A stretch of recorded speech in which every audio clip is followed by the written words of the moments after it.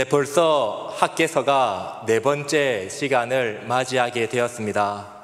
학개서랑 같은 시기에 기록되어진 스가랴서를요 같이 보면 더 풍성한 그러한 말씀의 자리가 될 수는 있지만, 또 제 다음에 불의 사자 능력의 종 주광명 목사님이 대기를 딱 하고 있기 때문에 저는 오늘까지 하고 그렇게 물러가도록 하겠습니다. 여러분, 우리가 지난 3주 동안 학개서의 말씀을 보면서 무엇에 대한 중요성을 깨닫게 되었냐니까 바로 성전에 대한 중요성이었습니다. 내 안에 성령의 전은 아름답게 가꾸어져 가고 있는가 하는 것을 과거의 학개 선지자의 말씀의 빛을 통하여서 우리의 삶을 살펴보고자 하는 것입니다. 여러분, 어렸을 때 다들 공부를 잘 하셨죠? 공부할 때 예습이 중요합니까? 복습이 중요합니까? 복습이 훨씬 더 중요합니다.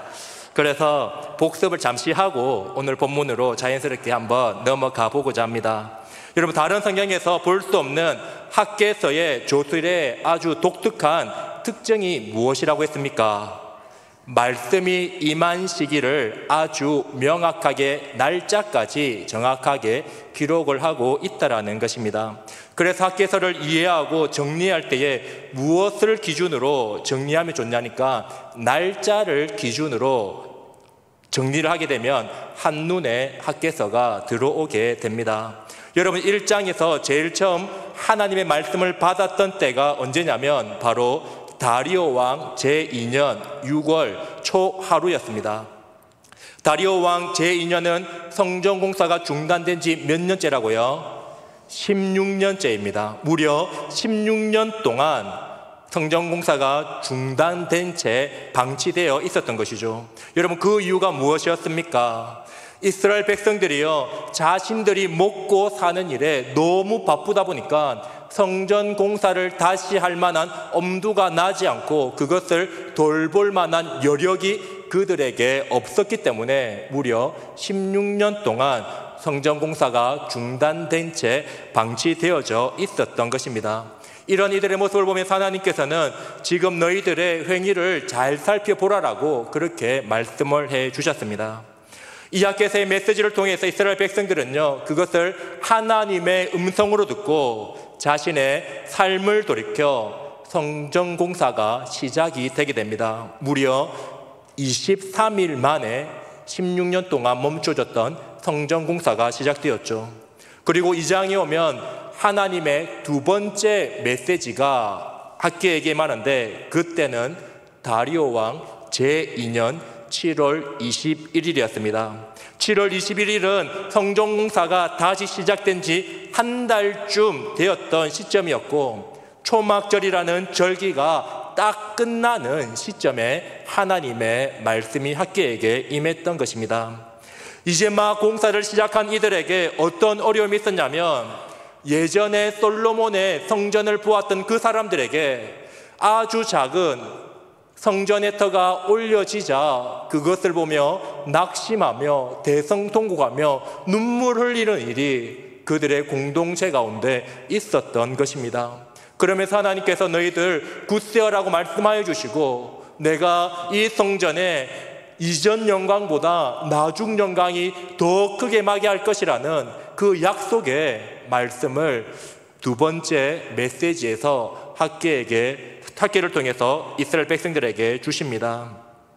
여러분, 그러면서 자연스럽게 오늘의 본문으로 이어지는 것이죠. 여러분, 오늘 본문 10절을 보시죠.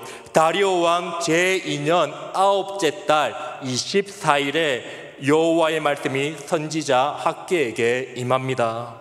여러분, 하나님의 세 번째 메시지가 학개에게 임하였습니다. 이때가 며칠이냐면 다리오 왕 제2년 9째 달 24일입니다. 여러분, 이때는요 시간의 순서상 하나님께서 이 성전을 더 영화롭게 하라고 하시고 난 이후에 며칠 정도의 시간이 지난 때입니까? 지금 보니까 두 번째 메시지가 있고 세 번째 메시지가 있기 위해서 한 어느 정도의 시간이 걸렸죠. 약 2달 가량의 시간이 있은 후에 세 번째 메시지가 이루어졌음을 볼 수가 있습니다. 그리고 성전 공사가 시작되어진 날로부터 세 번째 메시지는 딱 3달 만에 하나님의 메시지가 우리에게 주어지고 있다는 것을 볼 수가 있는 것이죠. 그래서 오늘 본문 10절에 다리오 왕 제2년 9째 달 24일은요 앞서 주어진 메시지가 있은 지 2달 만에, 그리고 성전 공사가 시작된 지 3달 만에 다시 하나님의 메시지가 주어지고 있다는 사실을요 우리 머릿속에 넣어두고 오늘 말씀을 보아야 하는 것입니다. 그런데 이 시간적 배경을요 조금 더 입체적으로 보기 위해서는요 이스라엘 백성들의 일상 속에서 과연 9째 달 24일은 어떠한 시기였는지 그것도 한번 알아볼 필요가 있습니다. 여러분, 유대력 9월 24일은요 현재 우리가 사용하는 달력으로 옮기면 약 12월 18일경이라고 그렇게 생각을 할 수가 있습니다. 그러니까 9월 24일은요 오늘날의 달력으로 따지면 12월 중순에 해당하는 그러한 날짜라고 할 수 있는 것이죠. 그렇다면 이스라엘에서 12월 중순에는 일반적으로 어떤 일이 일어나는지 우리는 살펴보아야 하는 것입니다. 이것을 위해서는요 이스라엘의 기후를 조금 알아야 합니다. 이스라엘의 계절은요 우리나라의 계절과는 완전히 다릅니다.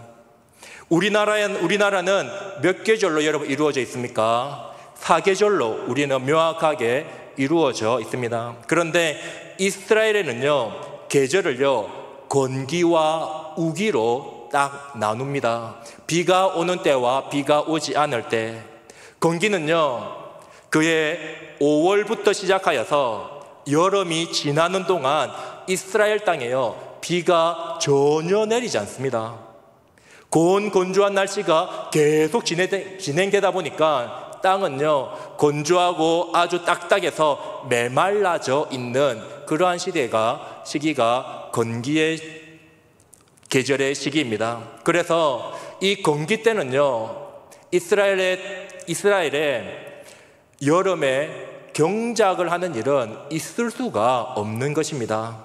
그래서 하늘의 비만을 의존하여 경작하는 이스라엘의 농업은요 오직 겨울인 우기에만 가능한 일이었습니다. 겨울 우기는요 10월부터 시작하여서 다음해 4월까지 이때가 이제 우기에 해당하는 기간인데, 오늘 본문의 시간인 12월 중순은요 일반적으로 비가 오는 10월 달부터 땅을 개간하고 씨를 파종하여서 이제 12월 중순이 오면 비가 본격적으로 내리기 시작합니다. 이때 이스라엘 백성들의 마음은 어떤 마음을 가지고 있냐면 수확에 대한 기대하는 그 마음들이요 그들의 마음 가운데 가득 넘치는 시기가 바로 12월 중순의 날짜라는 것입니다. 여러분, 다시 한번 정리해드리면 오늘 본문의 10절에 나오는 이 날짜는요 바로 다리오 왕 9째 달 24일은 성전 공사가 시작된 지 3달째이고 두 번째 메시지가 있은 지 2달이 지난 시기이고, 그리고 이스라엘 백성들이 이 시기에는 대체로 수확에 대한 기대를 일반적으로 품고 있는 그 시기에 하나님의 메시지가 학계에게 임하였다라고 보시면 됩니다. 여러분, 이런 때에 하나님께서 학계를 통하여 말씀을 하시는데 하나님의 앞선 말씀과는 다르게 제사장에게 직접 질문하는 형식으로 오늘 본문의 말씀이 주어지게 됩니다. 여러분, 11절을 보시면 만군의 여호와가 말하노니 너는 제사장에게 율법에 대하여 물어 이르기를 이라고 말합니다. 여러분, 그 질문이 무엇이냐면 바로 12절과 13절에 해당하는 내용입니다. 12절 13절 보니까 사람이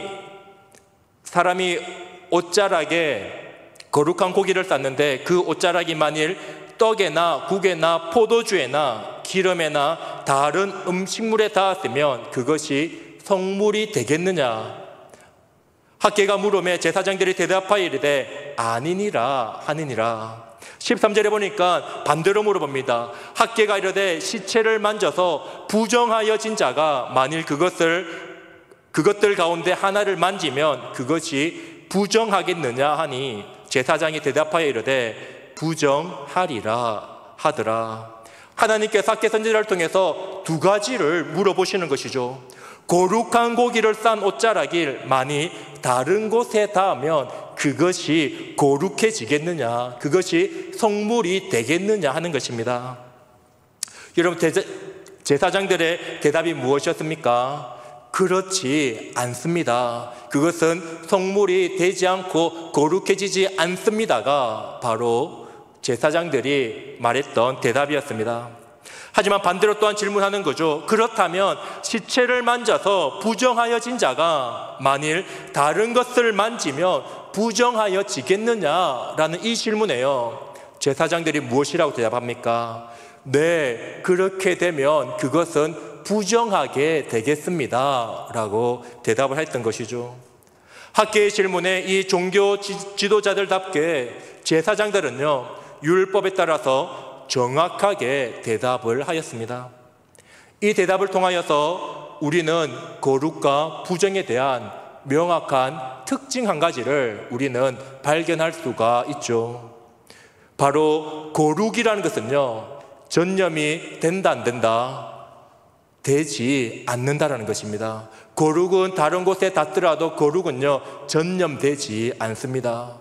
하지만 부정은 잘 전념이 된다 안 된다?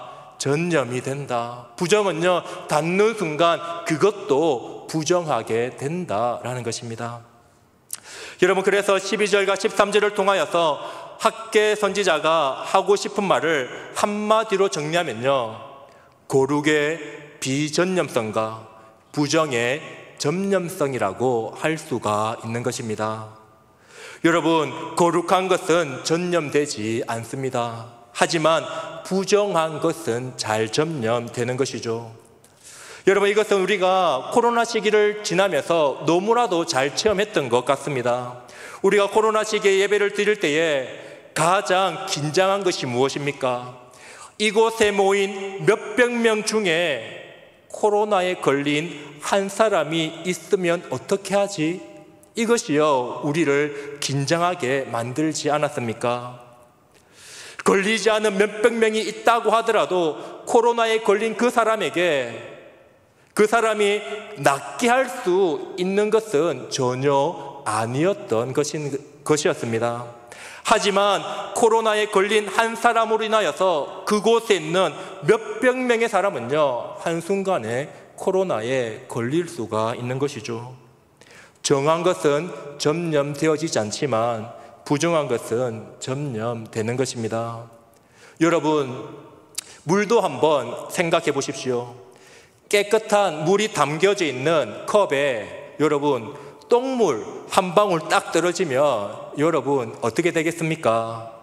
똥물 한 방울쯤이야 하고 그 물을 마실 수 있는 그런 사람 있겠습니까? 그 한 방울로 인하여서 물 전체가 오염되어지는 것입니다. 여러분, 그러나 반대로 똥물에 아무리 깨끗한 물을 많이 붓는다고 해서 그것을 자신 있게 마실 수 있는 사람 여기 있나요? 그것도 없지 않습니까? 정한 것은 부정한 것을 전념시키지 못하지만 부정한 것은요, 아주 작은 것이라도 정한 것을 부정하게 만든다라는 것입니다. 그렇다면 하나님께서 지금 학계 선지자를 통하여서 이러한 말씀을 주시는 의도가 여러분 무엇이겠습니까? 성전터를 놓고 성전 공사가 시작한 지 3개월 된 이 시점에 이 메시지를 주시는 의도가 무엇이겠습니까, 여러분? 14절 이렇게 말하죠. 이에 학계가 대답하여 이르되 여호와의 말씀에 내 앞에서 이 백성이 그러하고 이 나라가 그러하고 그들의 손의 모든 일도 그러하고 그들이 거기서 드리는 것도 부정하니라. 하나님께서 무엇을 하신다고요? 지금 이 백성이 그러하다라는 것입니다. 이 나라가 그러하다는 것입니다. 그들을 하는 모든 일이 그러하고 그들이 드리는 것마저도 부정하다라는 것입니다. 여러분, 이스라엘 백성들은요, 지금 하나님의 성전을 지으면서 우리가 지금 하나님의 거룩한 성전을 짓고 있으니 우리는 지금 거룩한 모습으로 되어져 가고 있는 것은 아닌가라는 착각 속에 빠져 있다라는 것입니다. 우리는 무언가 하나님이 하시고자 하는 그 계획에 내가 발끝이라도 조금 닿아 있으면 마치 내 삶이 굉장히 거룩한 삶을 살아가고 있다라고 착각하는 경우가 있습니다.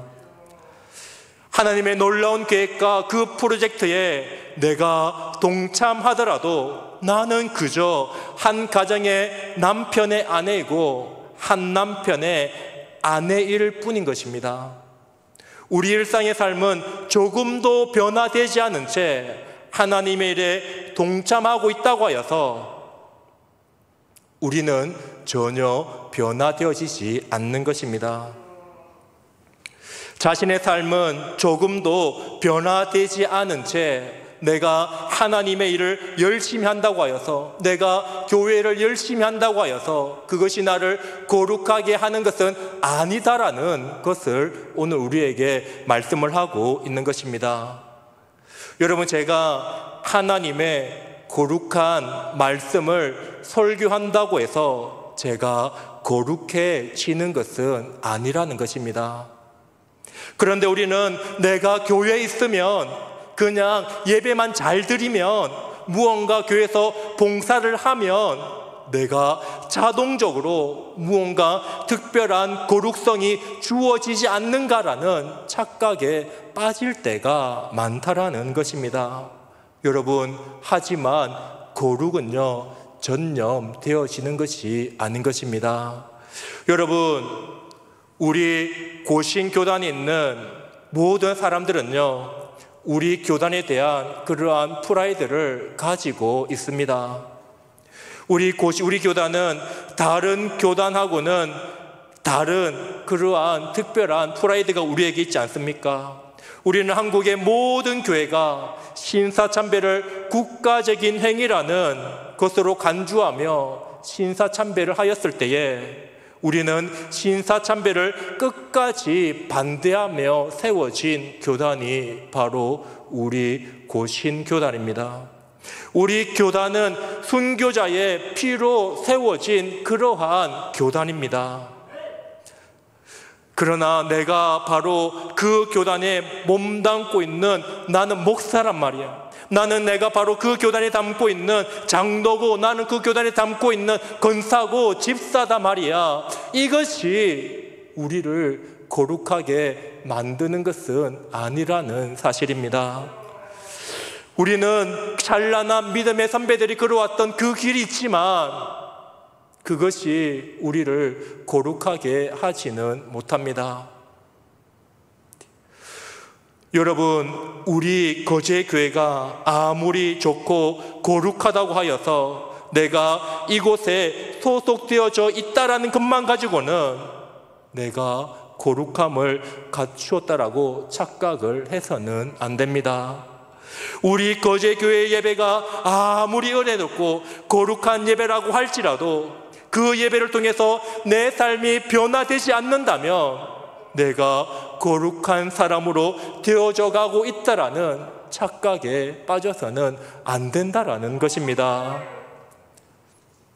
여러분, 이사야서 1장 11절에서 12절에 보시면 하나님께 예배드리러 온 사람들에 대해서 이렇게 평가하는 것을 볼 수가 있습니다.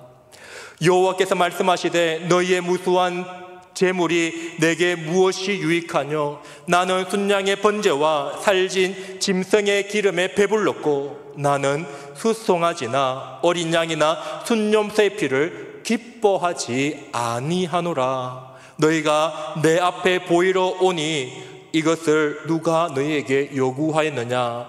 내 마당만 밟을 뿐이라. 삶의 거룩은 없은 채 그저 제사만 제 시간에 드리러 오는 이들을 향하여서 나는 너의 제사를 기뻐하지 않는다라는 것입니다. 너희는 내 마당만 밟고 돌아갈 뿐이다라고 그렇게 책망을 하고 있는 것을 볼 수가 있습니다. 하나님께서 과연 내가 그렇게 살아도 그래도 예배는 드리러 오니까 다행이야, 그래도 예배를 드리러 오니까 그래도 좋아 라고 하나님께서 우리에게 그렇게 말씀하실까요? 그렇지 않다라는 것입니다. 우리 거제 교회의 그 수준이 내 신앙의 수준으로 여겨서는 안 된다라는 것입니다. 내 남편의 신앙이 나의 신앙이 아니라는 것입니다. 내 아내의 좋은 신앙이 나의 신앙이 아니라는 것입니다. 나의 어머니의 신앙, 나의 아버지의 신앙이 좋다고 하여서 내가 신앙이 좋은 것으로 착각해서는 안 된다라는 것입니다. 그런데 이런 착각을 하는 사람들이 있습니다. 나의 부모님은 다른 사람들에게 존경을 받는 신앙인이라고 하여서 내가 그 신앙을 자동으로 받아 누린다라고 착각을 하기도 합니다. 내 주변에 믿음의 사람들이 많고 거룩한 사람이 많다고 하여서 마치 내가 거룩한 사람인 것 마냥 들뜰 때가 있다라는 것입니다. 그러나 거룩은 점령되지 않는다라는 사실을요, 여러분 분명히 기억하시기를 바랍니다. 사랑하는 성도님 여러분, 부정은 점령되되 거룩은 자동으로 점령되지 않는다는 사실을 인식하시고 거룩한 삶을 위하여서 하나님의 율례와 법도를 따라 정말로 살아가시는 우리 모든 성도님들이 되시기를 바라겠습니다. 여러분, 그렇다면 예전에 안 좋았던 신앙의 모습을 버리고 참된 신앙인으로 살아가기 위해서는 우리는 어떻게 해야만 할까요? 어떻게 해야 되냐면 오늘 말씀해 보니까 기억하는 신앙을 살아가야 한다라고 우리에게 말씀을 하고 있습니다. 여러분, 오늘 본문 15절을 보시죠. 이제 원하건대 너희는 오늘부터 이전 곧 여호와의 전에 돌이 돌 위에 놓이지 아니하던 때를 뭐라고요? 기억하라 라고 말씀하는 것입니다. 여러분, 15절에 제일 처음을 어떻게 시작하냐면 이제 원하건대, 하나님께서 질문을 통하여서 이것저것 다 말씀하시고 난 다음에 학개 선지자를 통하여서 이스라엘 백성들에게 말씀하시고 싶은 것, 이제 내가 원하건대 너희는 오늘부터 이전 곧 여호와의 전에 돌이 돌 위에 놓이지 아니하던 그때를 기억하라는 것입니다. 여러분, 돌이 돌 위에 놓이지 아니하던 때가 어떤 때입니까? 이스라엘 백성들이요, 포로에서 돌아오고 난 이후에 하나님의 성전이 지어져야 함에도 불구하고 16년 동안 그 터에 돌이 올라가지 아니하였던 그 시기를 너희들 기억해 보라라는 것입니다. 성전의 터가 돌이 돌 위에 쌓이지 아니하던 그 16년의 세월을 너희들 한번 기억해 보라라는 것이죠. 당시에 자신들이 먹고 살기 위해서 하나님의 성전을 짓지 않겠다라는 것이 아니라 아직은 아니라고 말하던 그때입니다. 주님, 내 집만 장만하고 나면 주님 섬기겠습니다. 우리 가정에 조금만 더 안정되고 잘 살고 난 다음에 그 다음에 내가 헌신을 하겠습니다. 봉사도 하고 그때 되면 하나님께 하라는 거 다 하겠습니다. 그러한 때를 기억해 보라라는 것입니다. 그때 정말로 너희가 원하는 바가 정말로 이루어졌는지, 너희들의 가정이 이로 인하여서 더 풍성해지고 더 안락해지고 너희들의 가정이 더 행복해졌는지 그것을 한번 생각해보고 기억해 보라라는 것입니다. 여러분, 우리는 1장에 이스라엘 백성들이 16년 동안 어떻게 살았는지 앞선 말씀에서 이미 살펴보지 않았습니까? 이들이 열심히 살지 않았던 것도 아닙니다. 열심으로 이들이 최선을 다해서 살았습니다. 너희가 많이 뿌릴지라도 그들 가운데 16년 동안 수확이 적었습니다. 너희들이 먹을지라도 16년 동안에요 배고팠습니다. 너희들이 마실지라도 16년 동안요 흡족하지 못했습니다. 수확이 적었고 먹어도 배고프고 마셔도 흡족하지 못하고 입어도 따뜻하지 못했던 그 시기가 바로 성전의 도리에 놓이지 아니하던 그들의 삶의 모습 결과였습니다. 바로 가난함과 공허함에서 벗어나지 못했던 16년을 가리키는 것이죠. 여러분, 오늘 이것을요 16절과 17절은 이렇게 표현합니다. 그때에 20고르 곡식 더미에 이른즉 10고르뿐이었고 포도즙 틀에 50그루를 기르러 갔은즉 20고르 뿐이었다라고 말합니다. 만군의 여호와가 말하노라 내가 너희의 손으로 지은 모든 일에 곡식을 마르게 하는 재앙과 깐부기 재앙과 우박을 쳤으나 너희가 내게로 돌이키지 아니하였다라고 말하는 것이죠. 과거에 하나님의 말씀대로 하나님의 뜻대로 살지 않았을 때 그렇게 하면 내가 원하는 삶을 살 수 있을 줄 알았는데 전혀 내가 원하는 방향으로 가지 못했던 때를 기억하라는 것입니다. 여러분, 과거에 우리가 하나님의 길을 떠나서 살아봤던 경험들 다들 있으시지 않습니까? 어쩌면 지금도 조금 벗어난 길에 서 있는 분 여기에 있지 않습니까? 여러분, 정말 지금 그리고 내가 예전에 벗어났던 그때 내가 원하던 대로 내 삶이, 내 인생이 내가 원하는 방향대로 그렇게 주어지던가요, 여러분? 그것으로 인하여서 내 가정이 조금 더 행복해지던가요, 여러분? 그렇지 않다라는 것입니다. 그것으로 인하여서 내 인생에 무언가 이루어졌습니까? 그렇지 않다라는 것입니다, 여러분. 그런데요, 우리는 항상 이것을 잊어버리고 뭐를 하냐니까, 그래, 지금은 잘 실패했지만, 지금은 사업이 잠시 망했지만 내가 조금만 세상적으로 더 노력하면 다음에는 더 잘할 수 있을 거야. 착각하며 막연한 기대를 가지고 우리는 자신의 삶을 그릴 때가 많다라는 것입니다. 왜 그렇습니까? 말씀에서 벗어난 생활이 결코 나에게 풍성한 삶을 가져다 주지 않는다라는 이 사실을요 잊어버리고 살아가기 때문입니다.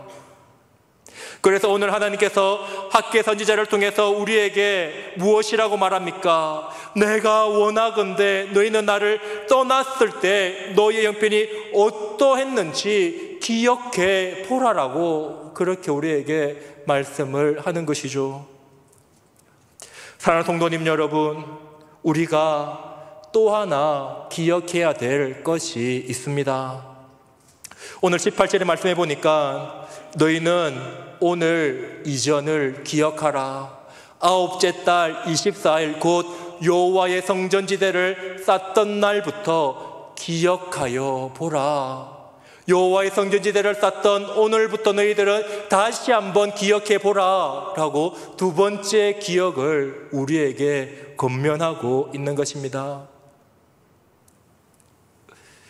성전지대를 쌓던 날부터 너희들의 삶의 수준이 어떻게 변화되어져 가는지 너희들 기억하며 이 삶을 살아보라라고 그렇게 우리에게 말씀을 하고 있는 것이죠.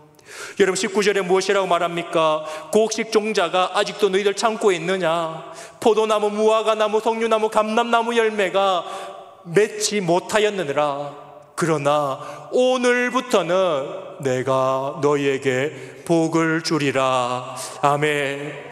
오늘부터는 내가 너희에게 복을 주리라.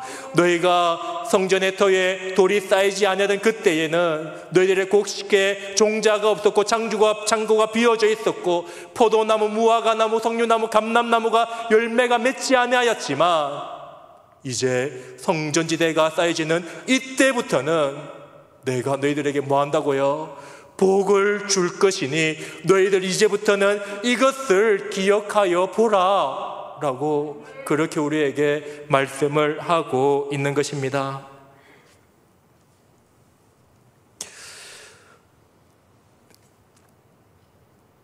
여러분, 어쩌면 이스라엘 백성들에게는요, 오늘 이 시점에 이러한 걱정이 있었을지도 모르겠습니다. 여러분, 9월 24일 어떤 날입니까? 바로 12월 중순, 이제 경작하고 파종하고 이제 추수가 얼마나 맺힐까 기대하는 이들 가운데 과연 올해는 작년보다 더 많은 열매가 맺혀질까? 더 풍성한 과실이 우리에게 주어질까? 그것을 고민하며 걱정하는 이들 가운데 하나님께서요, 이렇게 말씀하시는 것이죠. 이제부터는 너희들에게 복을 주리라. 16년 동안 그들은 풍성한 열매를 경험하지 못했지만 너희들 올해는 다를 거야. 너희들 씨를 뿌렸지. 올해는 다를 거야. 너희에게 복을 주리라. 여러분, 어쩌면 이스라엘 백성들에게는요, 성전을 짓는데 이러한 막연한 두려움이 그들 가운데 놓여 있을지도 모르겠습니다. 지금까지 우리가 가지고 있는 모든 노동력을 다했음에도 불구하고 우리가 배부르지 못했는데, 우리가 충분한 수확을 거두지 못했는데, 이제는 우리가 가지고 있는 이 노동력을 성전을 짓는데 나누어 쓰고 있는데 과연 예전보다 우리는 더 풍성한 열매를 기대할 수 있을까? 여러분, 그런데 19절은 무엇이라고 말하냐니까, 비록 너희가 성전 건축을 인하여서 너희 소득을 위한 노동력이 부족할지라도 더 풍성함이 너희들에게 있을 것임을 우리에게 하나님께서 약속하고 있음을 믿으시기를 바랍니다. 여러분, 이 복이 오늘날 우리들에게도 동일할 줄을 믿습니다. 여러분, 이것이 바로 믿음입니다. 나는 비록 내 삶을 잘 인도하지 못할지라도 내가 하나님의 나라와 영광을 위해 살아갈 때에 하나님께서 내 인생을 더 책임지신다는 이것이 바로 우리의 믿음인 것입니다. 여러분, 19절에 정말 눈여겨보아야 할 말씀은요, 눈여겨보아야 될 말씀은 바로 오늘부터라는 이 시점입니다. 오늘부터 너희에게 복을 주시겠다라는 것입니다. 여러분, 오늘부터가 언제입니까? 여호와의 성전지대를 쌓던 그 날부터 너희들에게 복을 주시겠다라는 것입니다. 여러분, 우리는 세속주의 속에 살다 보니 우리들에게는요, 막 이러한 인식들이 있습니다. 그래, 결과가 있어야지 보상을 받지.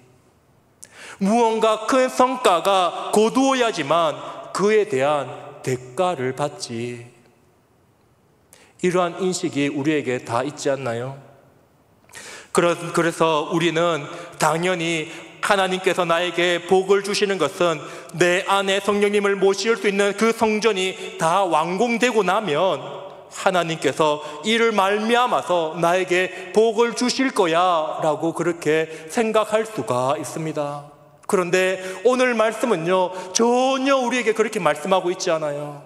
너희들의 성전이 완공되고 난 다음에 너희들에게 복을 주겠다고 말씀하시는 것이 아니라 너희가 성전지대를 놓는 이때부터, 지금부터 내가 너에게 복을 주시겠다라는 것입니다.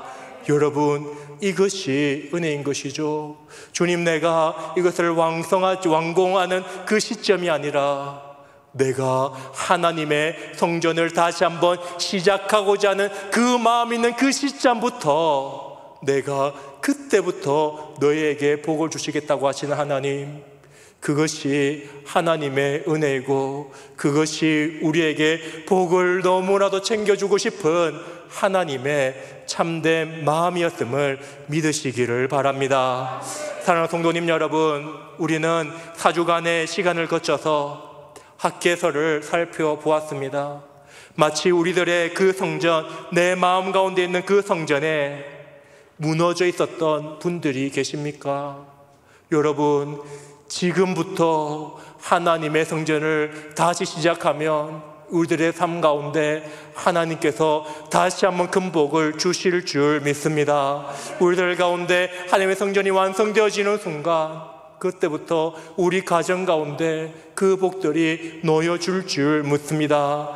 이것을 날마다 인식하시고 하나님의 성전을 쌓는 일에 날마다 최선을 다하며 살아가시는 우리들 되시기를 바라겠습니다.